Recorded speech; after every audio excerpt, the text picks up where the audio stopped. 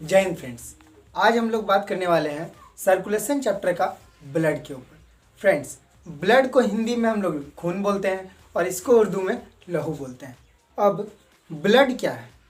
Blood मेरे शरीर में भी पाया जाता है, आपके शरीर में भी पाया जाता है। हर एक एनिमल्स, हर एक मैमल्स या जितने भी लिविंग ऑर्गेनिजम्स हैं, प्लांट्स को छोड़ करके हम ह्यूमंस और मैमल्स पे हम लोग के अंदर ब्लड पाया जाता है। ठीक है। अब फ्रेंड्स, आप पूछिएगा कि सर ये ब्लड होता क्या है?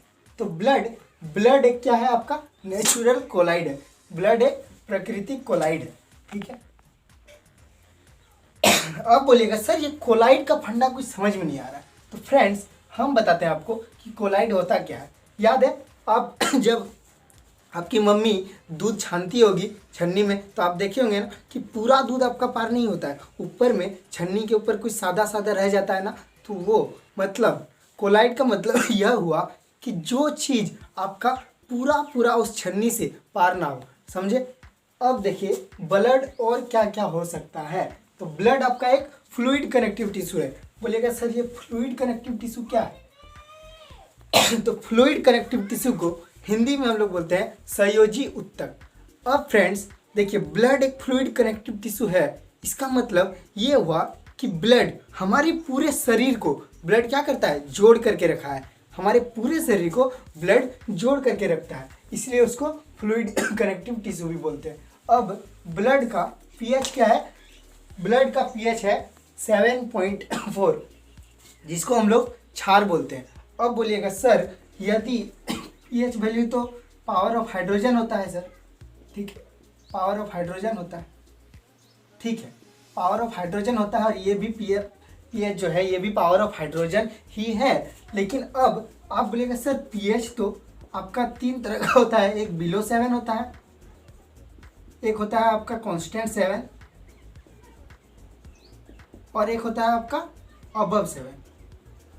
तो फ्रेंड्स, जो बिलो 7 होता है उसको हम लोग क्या बोलते हैं? उसको हम लोग एसिड्स बोलते हैं।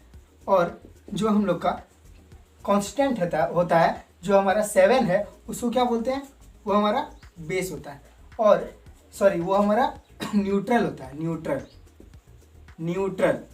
और जो हमारा अबव 7, 7 से ज़्यादा, यानी कि 7.4 है, 7 से ज़्यादा है, तो ये क्या होगा हम लोग का?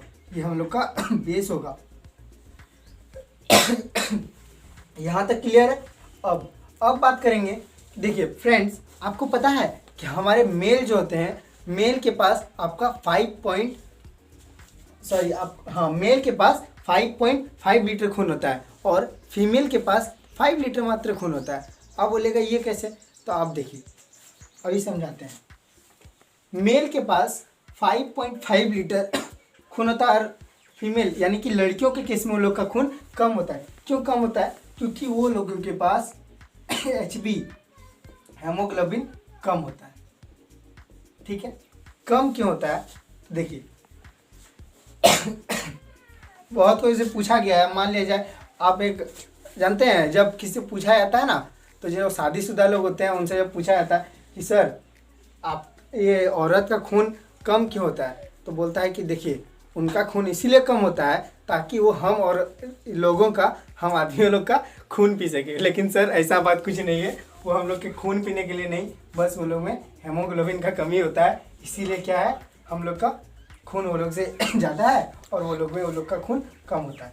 अब हम लोग बात करेंगे कि ब्लड ये बनता कैसे है और बनता कहाँ है। तो देखिए, फॉर्मेशन ऑफ ब्लड।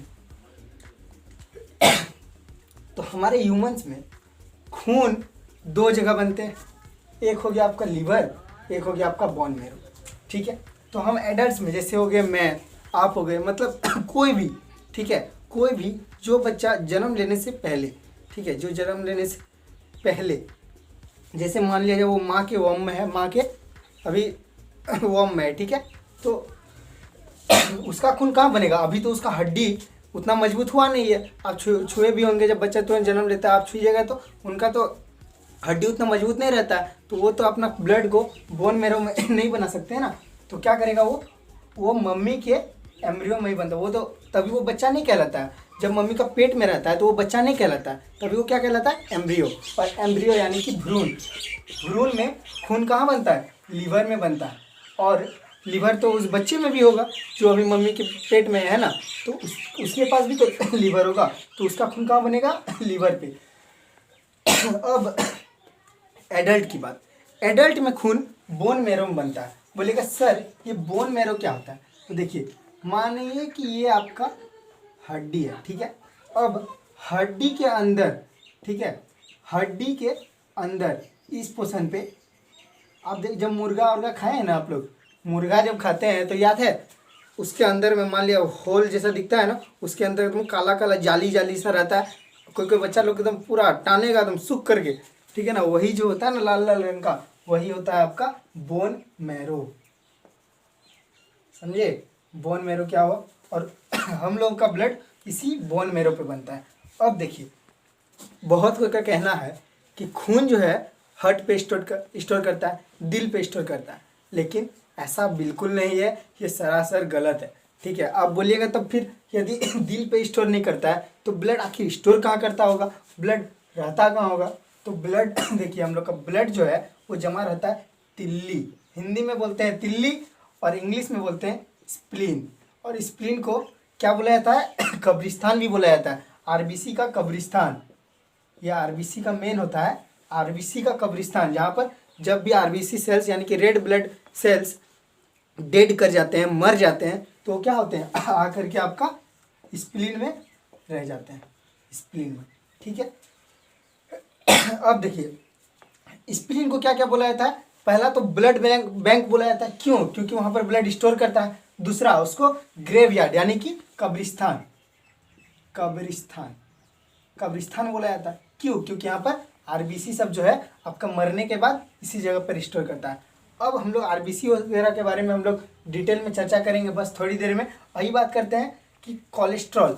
देखिए, ब्लड में हम लोग का कोलेस्ट्रॉल पाया जाता है, ठीक है। लेकिन अब मान लिया जाए कि हमारे बहुत सारा कोलेस्ट्रॉल है ब्लड में, ठीक है, वो हार्ट से भी पास हो रहा है। और यदि कोलेस्ट्रॉल क्या होता है? कोलेस्ट्रॉल फैट है, ऑयल टाइप का चिपचिपा फैट है। अब यदि वो हमारे हार्ट में, हमारे दिल में ज़्यादा कोलेस्ट्रॉल हो गया तो क्या होगा? हम लोग को तो हार्ट अटैक आने का चांस हो जाएगा, ठीक है ना। इसीलिए कोलेस्ट्रॉल हम लोग का शरीर में कितना रहना चाहिए? 200 ग्राम पर डेसीलीटर, ठीक है। तो हम लोग क्या बोलेंगे कि हम लोग का कोलेस्ट्रॉल सही है, 200 ग्राम पर डेसीलीटर। अब बात करते हैं हेमोग्लोबिन। हेमोग्लोबिन क्या है? तो देखिए, ब्लड, ब्लड का रंग लाल रंग जो है, ब्लड रेड इन कलर क्यों है? रेड, रेड इन कलर इसका होने का कारण यही है कि ये जो आपका हेमोग्लोबिन नाम का जो आयन है, आयन मतलब क्या हो गया? लोहा। तो लोहा का जो पदार्थ हमारे शरीर में ब्लड में जो पाया जाता है उसी को बोलते हैं हेमोग्लोबिन।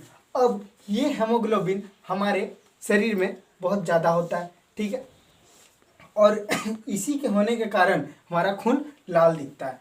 अब देखिए, हेमोग्लोबिन मेल में कितना होता है? 14 ग्राम पर डेसीलीटर और फीमेल में 13 ग्राम पर डेसीलीटर, ठीक है।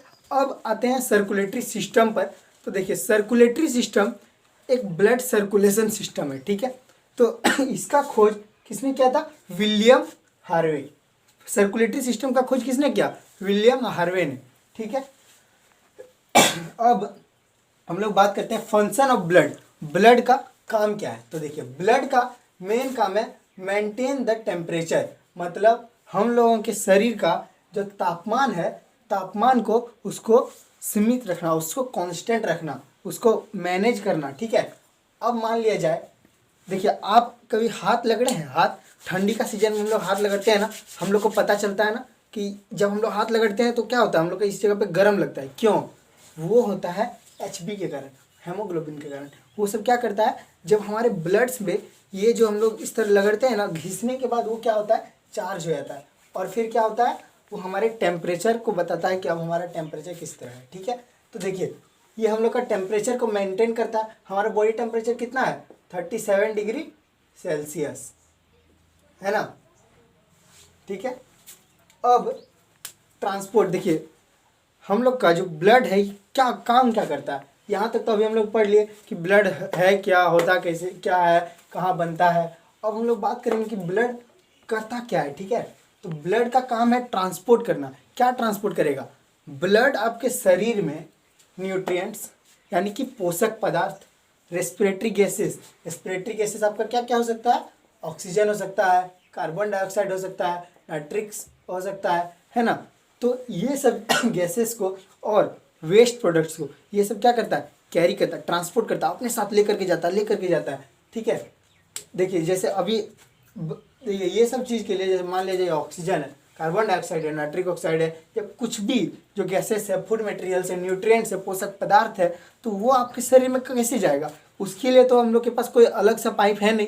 जैसे हम लोग खाना खाते हैं, पेट में पहुंचता है, ठीक है, तो उसको अब वहाँ से हम लोग का पूरा शरीर में कैसे जाएगा, यहाँ तक के लिए अलग से कोई पाइप नहीं है जो खाना का जो न्यूट्रिएंट्स प्रोटीन है वहाँ तक पहुँचाएगा। तो उसको कौन पहुँचाएगा, वहाँ तक पहुँचाएगा आपका ये ब्लड। ठीक है, तो ब्लड क्या करेगा, अपने साथ लेगा और वो जा करके पहुँचा देगा, बोलेगा ए ससुरा तुमको ज़रूरत है इस चीज़ का, लो, उसको दे दिया। ठीक है, वो इस तरह का काम करता है। तो और वेस्ट प्रोडक्ट जो बनता है, देखिए ये सारा काम होने के बाद जो वेस्ट प्रोडक्ट हमारे शरीर में बनता है उसको क्या करता है, सीधा एक्सक्रीटरी सिस्टम के द्वारा, यानी कि एक्सक्रीटरी एक्सक्रीटरी सिस्टम के द्वारा हमारे शरीर से बाहर निकाल देता है। वेस्ट प्रोडक्ट भी निकल गया, हम लोग का जो ज़रूरत का सामान जो हमारे शरीर को ज़रूरत है वो भी हमारे पास पहुंच गया। ठीक है, ये क्या काम किया, ब्लड ट्रांसपोर्टेशन का काम किया। अब हम लोग देखते हैं कंपोनेंट्स ऑफ ब्लड। ठीक है, या कंपोजिशन ऑफ ब्लड। तो ब्लड में किन किन चीज़ों से मिल करके बनता है खून। देखिए ब्लड मिल करके आपका बनता है, ब्लड से मतलब ब्लड किस चीज़ से बना हुआ है, ब्लड बना हुआ आपका प्लाज्मा से और ब्लड कॉर्पोसेल्स से। तो ब्लड कॉर्पोसेल्स जो है ये आपका 3 तरह का क्या होता है। पहला हो गया आपका रेड ब्लड सेल जिसको आरबीसी बोलते हैं, दूसरा हो गया आपका वाइट ब्लड सेल जिसको डब्ल्यूबीसी बोलते हैं, और तीसरा है आपका प्लेटलेट्स जो छोटे छोटे इस तरह के होते हैं प्लेटलेट्स।